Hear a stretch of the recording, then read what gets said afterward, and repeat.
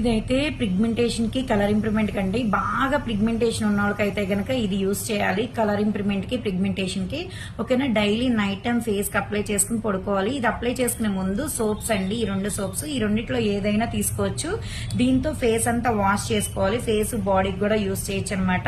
ఒక సోపే, రెండిట్లో ఒకటే యూస్ చేయాలి, 2 కూడా కాదండి. ఒకటి ఫేస్ కి అప్లై చేసి వాష్ చేసేసుకున్న తర్వాత తుడుచుకున్న తర్వాత క్రీమ్ అనేది అప్లై చేసి డైలీ నైట్ టైం అండి. పిగ్మెంటేషన్ అయితే చాలా అంటే చాలా తగ్గుతుంది. వెంటనే రిజల్ట్ తెలుస్తుంది మీకు 1 వీక్ లో. బాగా ఉన్నోళ్ళకి మాత్రమేనండి ఇది ఇచ్చేది నేను. ఇదిగోండి, ఇలా ఉంది కదా, ఇలా లేయర్ అనేది మనకు కనబడాలండి. స్కిన్ లోపలికి వెళ్ళకూడదు. మనకి లేయర్ ఇలా కనబడతా ఉంటే కనుక స్కిన్ మొత్తానికి అప్లై చేసుకుని 5 మినిట్స్ ఉన్న తర్వాత ఇంకా పడుకుని పోవడమే. ఎర్లీ మార్నింగ్ మీరు ఎప్పుడైతే లెగుస్తారో అప్పుడు వాష్ చేసుకోవడమే. డైలీ నైట్ టైం రాసుకోవాలి.